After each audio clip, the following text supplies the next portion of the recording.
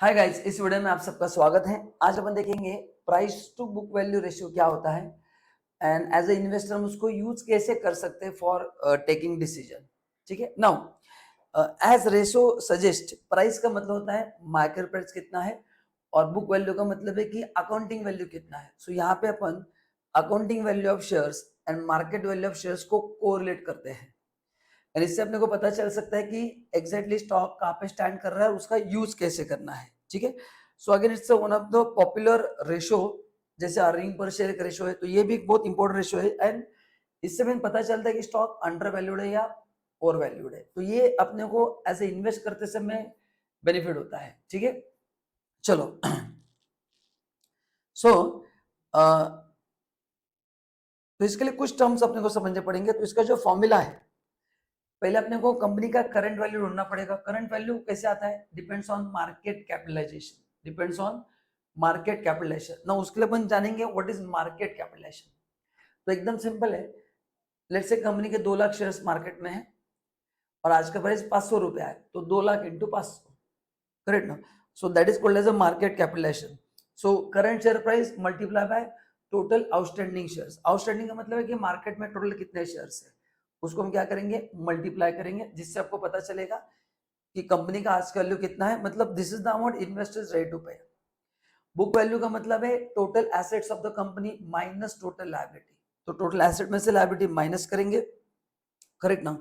And उससे हम find out करेंगे कि कितना अमाउंट शेयर होल्डर के लिए है। तो इन मतलब बुक वैल्यू का मतलब सिंपल लैंग्वेज में है कि अगर कंपनी बंद हो जाती है तो कंपनी क्या करेगी, एसेट में से सभी लायबिलिटी माइनस करेंगे and that much is the amount available for shareholder. So ये दोनों का है। ठीक है, सो उसका फॉर्मूला है market capitalisation upon book value of equity. तो एसेट माइनस लायबिलिटी, करेक्ट ना, वो यूज किया जाएगा। या फिर और एक फॉर्मूला है मार्केट प्राइस पर share upon book value of equity पर शेयर।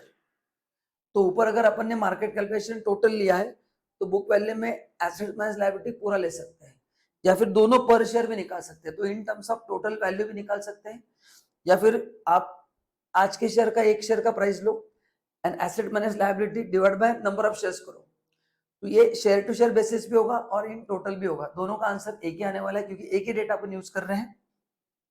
मतलब एनालिसिस के लिए आंसर एक आएगा, मैथमेटिकली अलग होगा बट उसका पर्पस एक ही है। So it's only your choice कि आपको ओवरऑल चेक करना है या शेयर के बेसिस पे चेक करना है। नाउ मेन थिंग, इसका यूज कैसे करना है।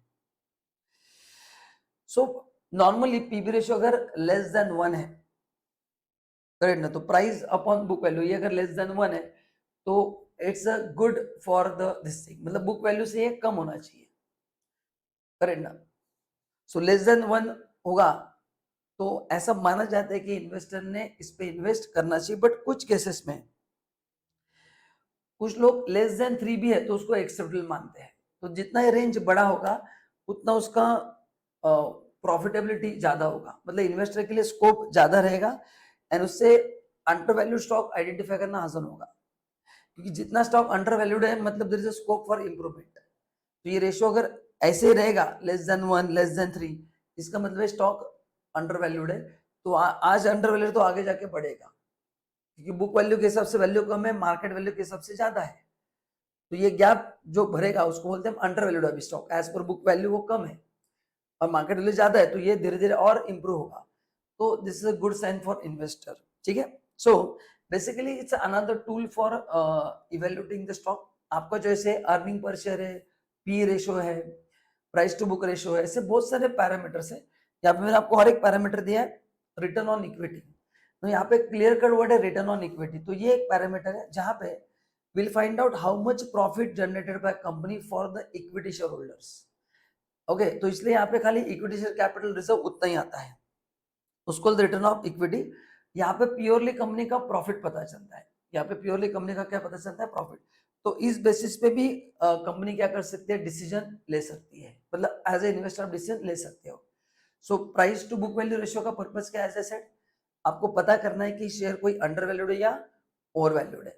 एंड अंडर वैल्यूड है तो आप उसमें इन्वेस्ट कर सकते हैं, ओवर वैल्यूड तो इन्वेस्ट नहीं कर सकते। तो ये एक पैरामीटर है एंड दूसरा पैरामीटर रिटर्न ऑन इक्विटी। अभी इसको हम कंपेयर कर सकते हैं अर्निंग पर शेयर से भी। तो earning per share is a different thing, उसमें अपन क्या करते हैं, जो प्रॉफिट अवेलेबल है for share holder after payment of tax, उसको नंबर ऑफ शेयर से डिवाइड करते हैं, तो वहां पे पर शेयर कितना फायदा होगा वो समझ में आता है। प्राइस टू बुक रेशियो ये ओवरऑल पता चलता है। तो ऐसे 3 अलग अलग इंपॉर्टेंट रेशियो है, ईपीएस है, रिटर्न ऑन इक्विटी है एंड पीबी रेशियो है। ये तीनों रेशियो बहुत इंपॉर्टेंट है। एज ए इन्वेस्टर अपने तीनों रेशियो चेक करके डिसीजन लेना ज्यादा इंपॉर्टेंट है। सो गाइज आई होप आपको वीडियो पसंद आ रहेगा। अगर आप फ्री में डीमैट अकाउंट ओपन करना चाहते हैं तो नीचे जो लिंक दिया उसको आप क्लिक करो एंड फ्री में डीमैट अकाउंट आप आराम से ओपन कर सकते हैं। Thank you so much.